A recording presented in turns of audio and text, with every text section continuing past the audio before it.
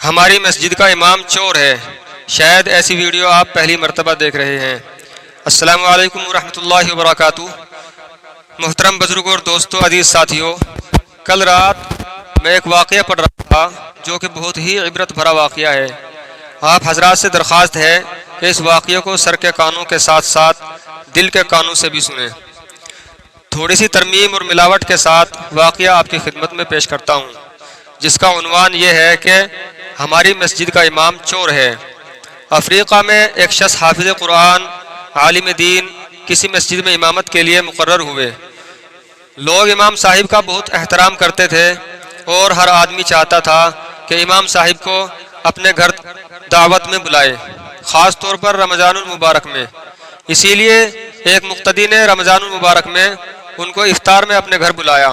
امام صاحب نے دعوت قبول کی اور افطار کے وقت اس مقتدی کے گھر پہنچے اور وہاں ان کا بہت شاندار استقبال کیا گیا۔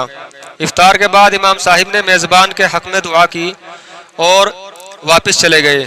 مقتدی کی بیوی نے امام صاحب کے جانے کے بعد مہمان خانے کی صفائی ستھرائی کی تو اسے یاد آیا کہ اس نے کچھ رقم، کچھ پیسے مہمان خانے میں رکھے تھے، لیکن بہت تلاش کے باوجود وہ رقم اس مقتدی کی بیوی کو نہیں ملی، اور اس نے اپنے شوہر سے پوچھا کہ کیا تم نے یہاں سے وہ رقم لی ہے؟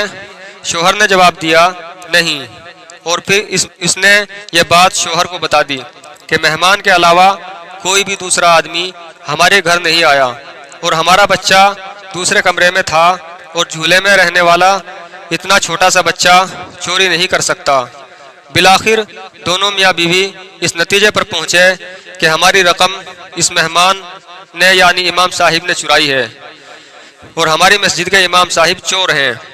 اور یہ سوچتے ہوئے شوہر کے غم اور غصے کی انتہا نہ رہی کہ ایسا کیسے ہو سکتا ہے کہ ہم نے اتنے عزت اور احترام کے ساتھ اپنے گھر بلایا اور انہوں نے یہ غلط کام کیا۔ اس شخص کو قوم کے لیے نمونہ عمل ہونا چاہیے،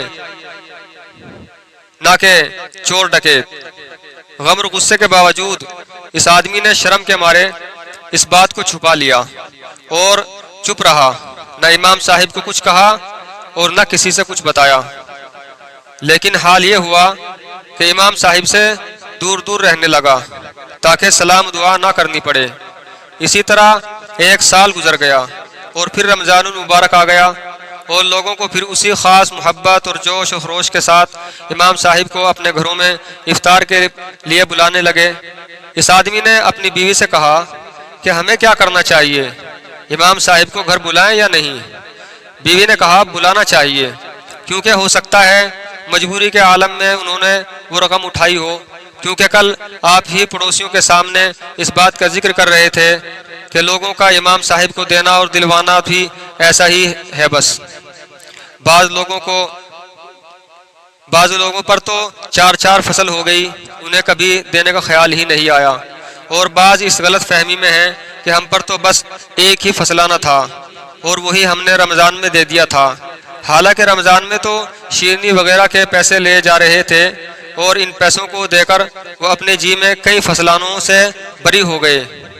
میرے حساب سے تو اماموں کا فصلانہ نہیں بلکہ ماہانہ تنخواہ ہونی چاہیے، پھر شاید اس طرح کی نوبت نہ آئے۔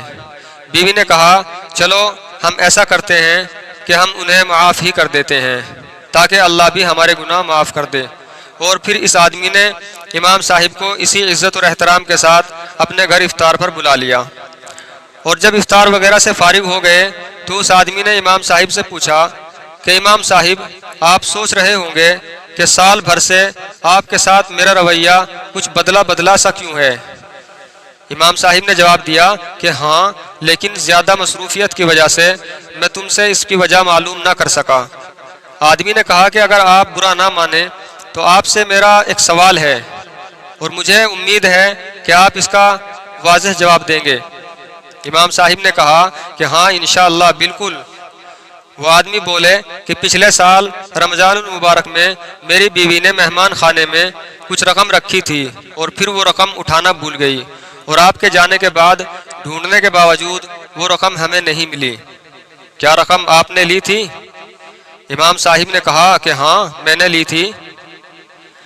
وہ آدمی حیران و پریشان ہو گیا اور امام صاحب سے امام صاحب نے اپنی بات جاری رکھتے ہوئے کہا کہ میں مہمان خانے سے جانے لگا تو میں نے دیکھا کہ کاؤنٹر پر پیسے رکھے ہوئے ہیں۔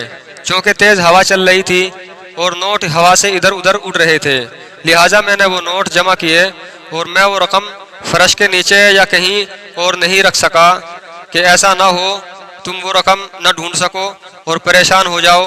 اس کے بعد امام صاحب نے زور سے اپنا سر ہلایا اور اونچی آواز میں رونا شروع کر دیا، اور پھر میزبان کو مخاطب کر کے کہا، میں اس لیے نہیں رو رہا ہوں کہ تم نے مجھے چوری کا الزام لگایا، اگرچہ یہ بہت دردناک الزام ہے، لیکن میں اس لیے رو رہا ہوں کہ 365 دن گزر گئے اور تم میں سے کسی ایک نے بھی قرآن کا ایک صفحہ بھی نہیں پڑھا، کیونکہ اگر تم میاں بیوی میں سے کوئی ایک بھی قرآن کو ایک بار کھول کر دیکھ لیتا تو تمہیں ساری رقم قرآن میں رکھی ہوئی مل جاتی۔ یہ سن کر وہ آدمی بہت تیزی سے اٹھ کر قرآن مجید اٹھا کر لایا اور جلدی سے کھولا اور دیکھا تو اس کی وہ ساری رقم جو کہ تو قرآن میں رکھی نظر آ رہی تھی۔ تبصرہ: یہ حال ہے بعض مسلمانوں کا کہ سال کے سال ایک مرتبہ بھی قرآن نہیں کھولتے اور اپنے آپ کو سچا مسلمان سمجھتے ہیں۔ اللہ تعالی ہمارے دلوں کو قرآن مجید سے روشن و منور فرمائے اور ہمیں روزانہ قرآن کریم کی تلاوت کرنے کی توفیق عطا فرمائے۔